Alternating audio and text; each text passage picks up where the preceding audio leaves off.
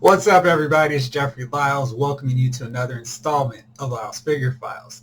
Today, I am taking a look at McFarlane Toys' latest reveals from DC Essentials and their DC Multiverse line. Let me start off with the Multiverse line. So earlier this week, we got a teaser of Batman coming through the grave. A quick and obvious nod to the iconic storyline Blackest Night. Blackest Night was a culmination of Jeff Johns' supermassive Green Lantern storyline. And it's one of my all-time favorite runs of any book. It's just so incredible how Johns starts off with this premise of how do I bring back Hal Jordan into the DC universe and make him work and expand the core to include all of these different colored lanterns. One of my favorites, of course, Sinestro Corps. I'm rocking their colors today, and the Sinestro Corps War was really fun, but it was just the teaser for the big Lantern War that would unfold in Blackest Night. I'm not going to spoil too much because I really think it's worth checking out. They've done cheaper versions with DC Essentials, so you can read the Green Lantern take on it and the overall Blackest Night event itself in collection form. It's totally worth checking out. McFarlane Toys is revisiting this. This is a long time to dig up the bones, pun intended, of Blackest Night. So this story came out in 2009, and now we're getting more figures of it. Now, granted, I am fully about getting figures from every big event. I wouldn't mind Legends from the DC event that kind of kickstarted everything after Crisis. Anything, Annihilation, whatever. But this one's an odd one, largely because this just gives McFarlane Toys an excuse to do their two favorite figures, Batman 1 and Batman 2. So we got a Batman coming. We saw him creeping out of the grave. It's a really cool shot. Then we see the full version of the figure. Of course, we're going to get a Batman in every theme wave of anything from McFarlane Toys because he's the only figure that sells, apparently. So I don't know why they don't just do Batman in every wave. Anyway, we're getting Batman. We're getting a Black Lantern version of him and a Black Lantern version of Superman. And these are pretty two safe choices, nothing really exciting. Those figures look good, but to me, they don't really have all the key core members of this event anyway. Along with Batman and Superman, we're getting Kyle Rayner and Deathstorm. Now, all the Blackest Night choices for characters, these are very interesting ones.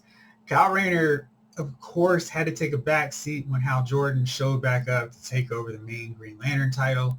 He was a very prominent character in the Green Lantern Corps book, where he teamed up pretty exclusively with Guy Gardner, who would be really great to see from McFarlane Toys, preferably in all of his 80s hairstyle glory. Maybe they could make an alternate head sculpt where he has the more modern, kind of cool, but my Guy Gardner has the Mo haircut, and it's just getting all set to get knocked out with one punch from Batman. So we're getting Kyle Rayner, and this is going to give us his secondary costume, not his crab face original look, which I think is kind of annoying because much like DC Classics, we haven't gotten the vintage Kyle Rayner outfit yet in this line. And I had to resort to using a DC Direct one for my DC Classics setup, which is kind of lame. But anyhow, so we're getting Kyle, and the other figure is Deathstorm. Now, Deathstorm is so totally a McFarlane Toys dream figure because it's a nightmare zombie version of Firestorm. That's a pretty obvious, easy choice, even though Deathstorm is just one of several zombie-fied heroes. It kind of makes sense. So we're going to have three zombies, Kyle Rayner.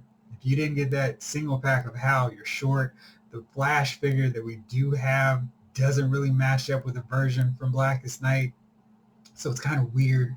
I hope that this leads to more of a Blackest Night focus where we get those core classic versions of Barry and Hal and maybe a Guy Gardner. I also think there's room here with this theme, with this wave, to get an Atom figure. Maybe they could use the old template doing a 2-pack where we get the Warrior version of Atom. Maybe it's like a 6-inch, 7-inch style figure and a shorter version, the Atom size version with a cowl and old school outfit. That'd be kind of interesting. I do think there is a concern, knowing McFarlane Toys' reluctance to go too far, too deep with these lines that they start. We've already seen McFarlane Toys has started up the Endless Winter wave, and there's no news on Hippolyta to really finish that off. A Superman that works more with that, and a Flash that also works with that storyline. So Blackest Night is massive. There's so many characters to draw from, and I'm worried that they're going to lose interest midway through, where, okay, we've got 4 or 5 zombies, and that's it. So I'm a little concerned about that. Kyle's a really weird choice as the hero anchor for this wave, but I assume that McFarlane is hoping that Batman and Superman will sell enough that the pegs can be flooded with Kyle Rayner figures and it won't matter. I think Deathstorm just has a cool enough look that he's going to sell. But if you're going to start a zombie storyline, you need more than 3.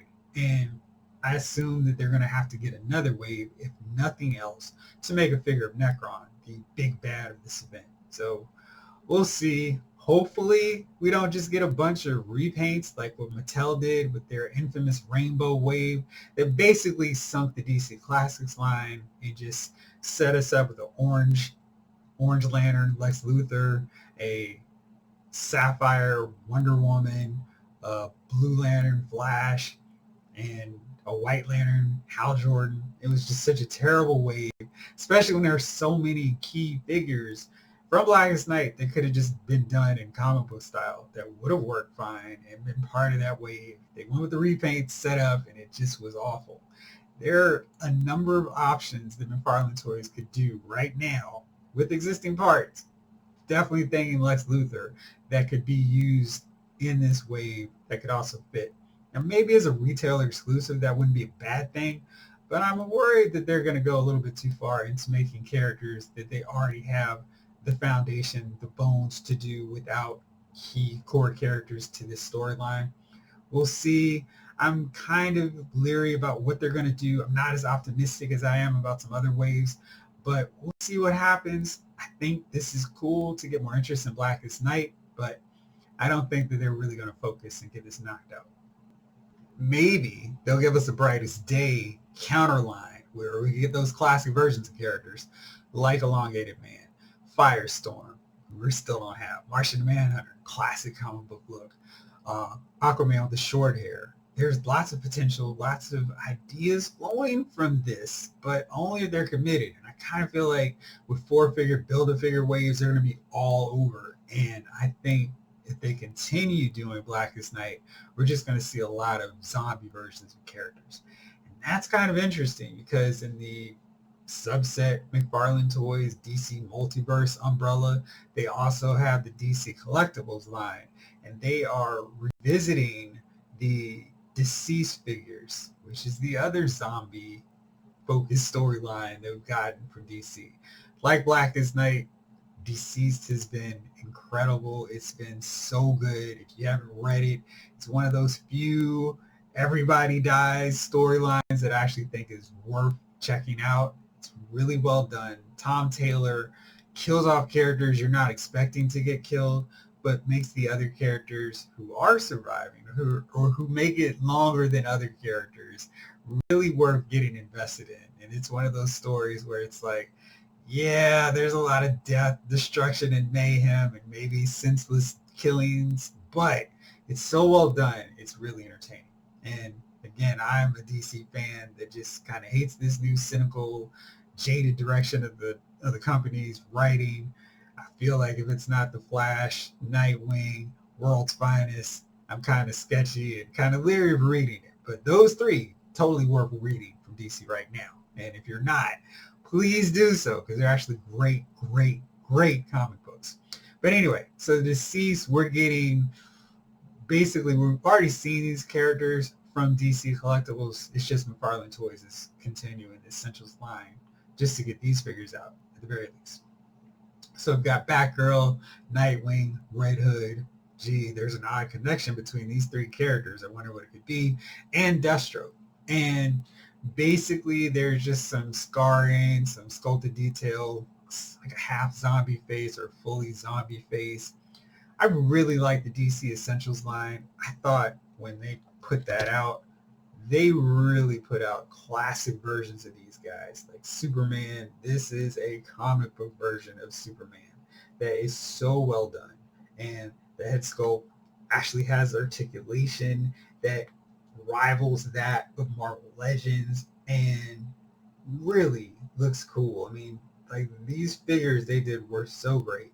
Only thing I didn't love was the ankles, but here's another one that I thought they could not do a better version of. The Barry Allen Flash figure, just really good. The only problem I had with the line, of course, was the scale was really, hey, one size fits all. And in basically every universe that I pay attention to, Superman should be a little bit taller than Flash. And they did really nice versions. And I'm just going on my tour of my great figures from DC Essentials. Got Aquaman, and he's just too blown out because I have my light window open, but they did the scaling, which is great. He has an awesome head sculpt. Batman was done more in the rebirth style, but it looks cool, and it's just a great looking Batman figure. Poses really well also. And then Wonder Woman, I just brought out the main core characters, not all of them, but I do have a lot more of these guys. And Wonder Woman looks great. I really wish the McFarlane Toys, instead of just going, hey, let's go to the DCeased figures, they just go all the way back in and do DC Essentials figures for those people who love those figures, because I felt like that was a line that was starting off really exciting, like another one from DC Collectibles that I'll talk about later, because that's a whole other episode. But DC Essentials had so much promise, and there's so many characters that they have not touched with this lineup, and it's still kind of weird that Essentials never managed to have any minority characters. There's no John Stewart, no Cyborg. Really weird not to see those guys in it, but Essentials really turned out great. I thought they were just on their way. I take that back. They did do Black Manta, but he's got his helmet on, so that doesn't really count. But there's so many good-looking figures in this wave, in this line, this series, and I just think there's room for the retail version with DC Multiverse and the comic book exclusive DC Essentials line, where they crank out the classic versions of characters, the rebirth. If you want to stick to one time frame, rebirth style takes on these characters. And then McFarlane Toys just grabs everything. McFarlane does his version to the so-and-so character, does that, and can dip in anything, whatever, where Essentials is just a classic take on these guys. So I would love to see that line revisited just beyond the DCeased storyline. And it's so weird trying to say DCeased and the DCeased or whatever, because it's too close saying it out loud. Anyway, but that's what I love to see. I'm really curious what else we're going to get from this Blackest Night wave. If it's just going to be a one-off because, hey, this is an excuse just to do another Batman figure and a Superman, because we kind of think he sells okay too. And we know that McFarlane doesn't think that the women figures will sell anything at all. So that's where we are with them.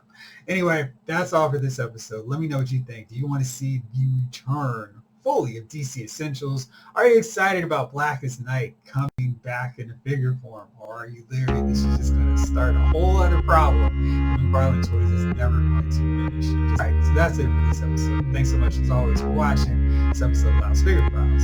That's been fun.